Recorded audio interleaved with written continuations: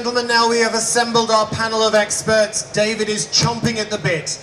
This is one of the most exciting, insightful, and enthusiastic presentations you're going to get this afternoon. So can I please hand over to David Rees and his panel of experts to introduce them all and to help us find out how to maximise the Jubilee, Euro 2012 and the Olympics. Let's have a warm live at the counter welcome for David Rees.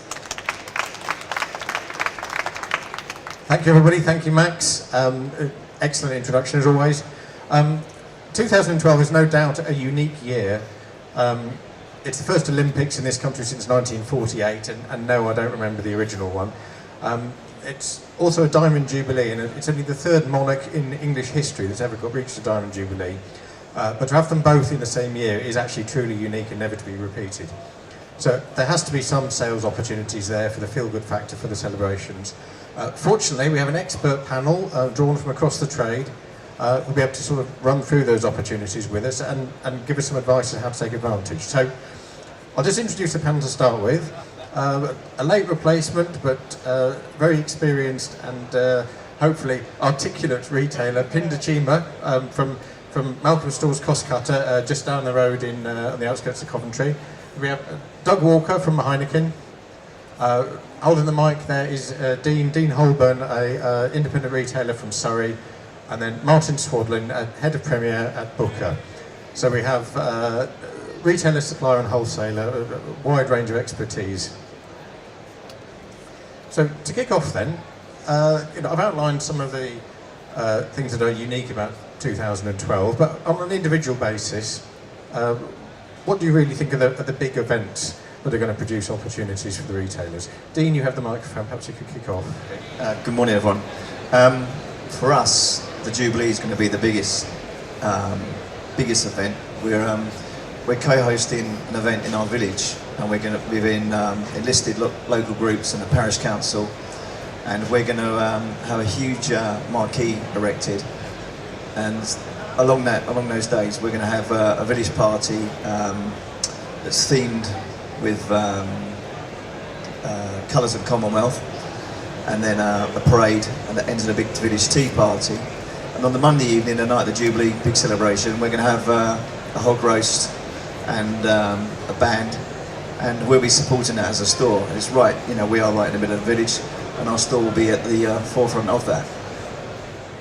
Oh, that sounds great. I shall try and get down there myself. And Doug, from a manufacturer's perspective, there's quite a lot of kind of windows of opportunity this summer. Perhaps you could run through what you think are some of the larger ones from beer and cider's point of view. I think that's a brilliant point about the Jubilee, but before that you've got the Champions League final, which is increasingly becoming something that the public are prepared to make a day of, and it's the same day as the Rugby Cup final for Europe as well, the Heineken Cup final. So that's the start really, post Easter, of that kind of summer of events, because that runs into the Jubilee, runs into Euro Championships, then runs into the Olympics and the Paralympics. But actually, I think it's brilliant we started with an example of thinking local, because the real opportunity it strikes me as well is turning some of those events, particularly the Olympics and the Jubilee, and turning those into something that matters for your local community. But also things like, don't ignore things like music festivals that are happening around your area, or creating your own events, so a cider festival, whatever's appropriate for you in your area. Try and think about both the national events and also the real local opportunities you've got. Think about how you can establish those in the community. Thanks, Doug. Perhaps Pinder, I could turn to you. You're very much a community store just down the road from here. Have you got sort of key dates in the diary that you're kind of building up to a crescendo for this summer? Yeah, we're working towards the Diamond Jubilee first, and then working towards the Olympics. Olympics, one of our staff are going to be a torchbearer, so we'll be doing what we can in the store, get the theme around it, make it aware to all the customers of what's going on. It's running through Coventry as well, so we'll be doing as much as we can to get all the community involved in it, flags, maybe event outside the store as well, to get everyone aware of the whole situation going on. But also we're looking at all the other things coming up, semi-cup final, the cup final, Champions League, all these things, different times, make theatre in store, for the consumer really, and working with the local communities and different ideas at the moment. Great, well, quite a busy summer lined up then for Malcolm Stores. Perhaps bring Martin in on this one.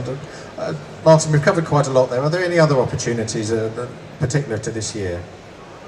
Thank you, David. I think to reiterate, I think the guys are spot on with the big events through the summer, and certainly we think the Golden Jubilee and the football are probably the two biggest event-based opportunities. We think the Olympics is probably not event-based, but we see a big upside in terms of people, you know, grazing in front of the telly, so a lot more snacking, eating on the hoof. We see a big opportunity there. But I guess what I'd like people to think of before the summer even really kicks off is about the tobacco market going dark in the larger stores on April the 6th. So we think actually the confusion that's going to cause for customers in the supermarkets will drive them into the independent sector.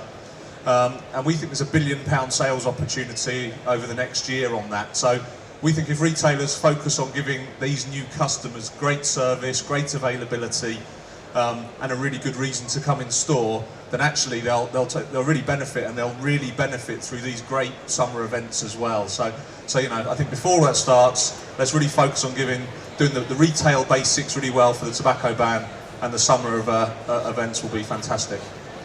Right, thank you, Martin.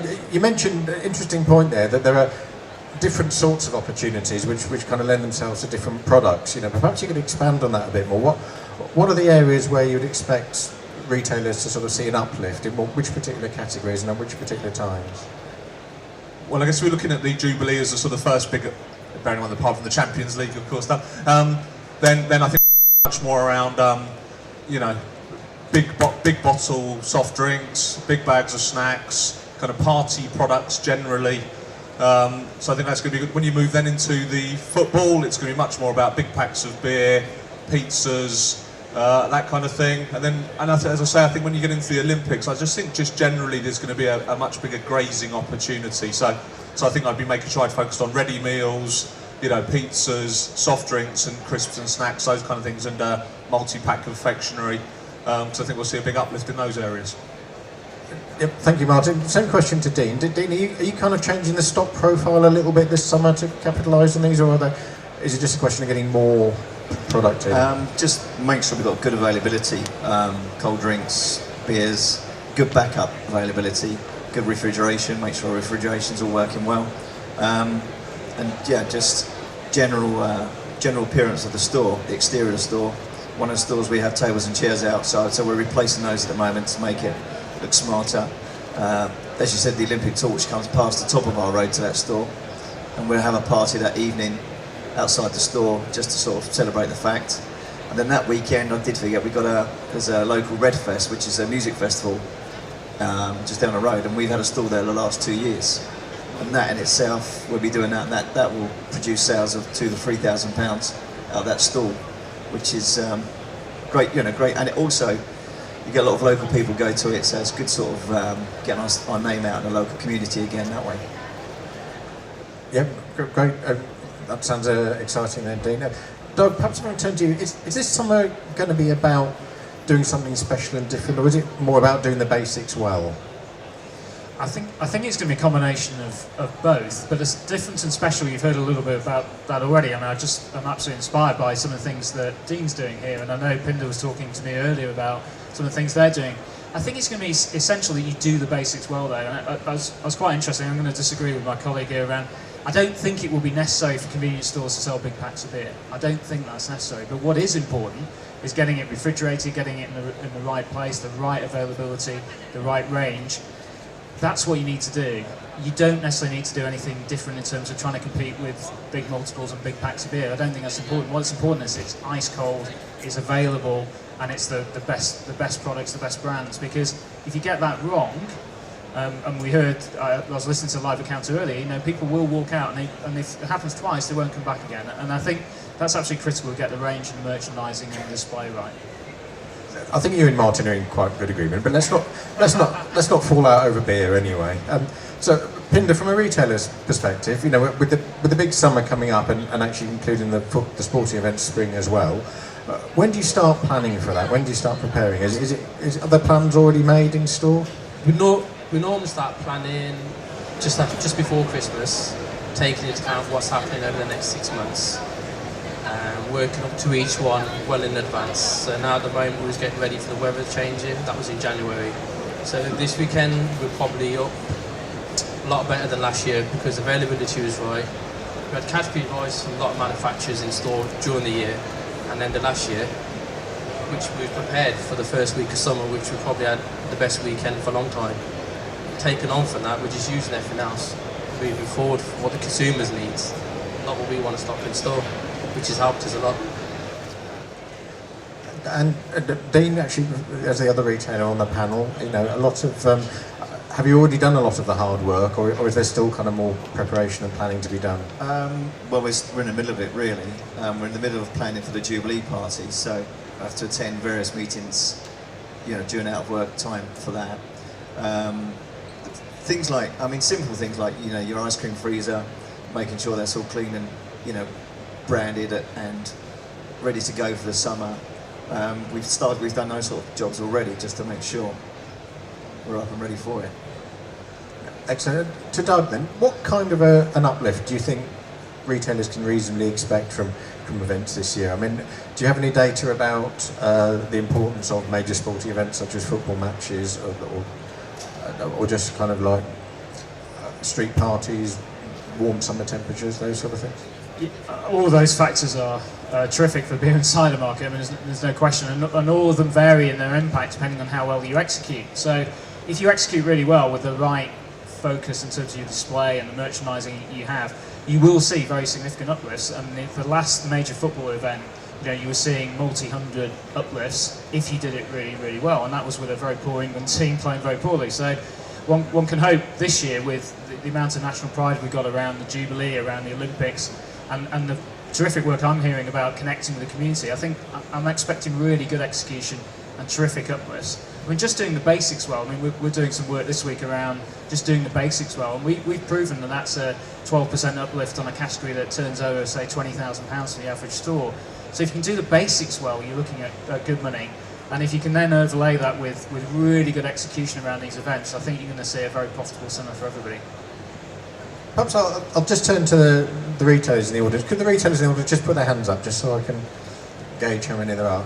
I can see some retailers not putting their hands up. Come on, everybody put their hands up as retailers. Yeah, there's a few. Yeah, well done. And keep your hands up, basically, if you think this summer's going to be better than last summer in terms of sales. Good. Well, I think everyone's on message and everyone's on board, I think. So, Martin, just from your perspective, from Booker's perspective, you know, what are the key things that retailers should be doing to just maximise the opportunity that they have? Well, the first thing, I think Doug's absolutely right, is do the basics well. So give great customer service, have great availability, and that's got to be the building block for any successful business anyway, but particularly in this summer. I think just hearing some of the stuff Dean was saying there, and Pinder, you know, some really exciting, that sounds brilliant, and I'd love to live near there and go to that, because I think it sounds like a great event. But what I would do is, if you don't know what you want to do this summer and you haven't planned for it yet, is I'd ask your customers, because I think, you know, anyone who's been into Waitrose and seen the green coin exercise they do with supporting local charities, you know, could you replicate that in some way, a whiteboard with ticks, or do people want a garden party or a big raffle or whatever it may be? So I'd ask your customers what they want you to do, and then do it and have fun. And if you and your staff have fun with it, then, you know, you're absolutely sure that the customers will.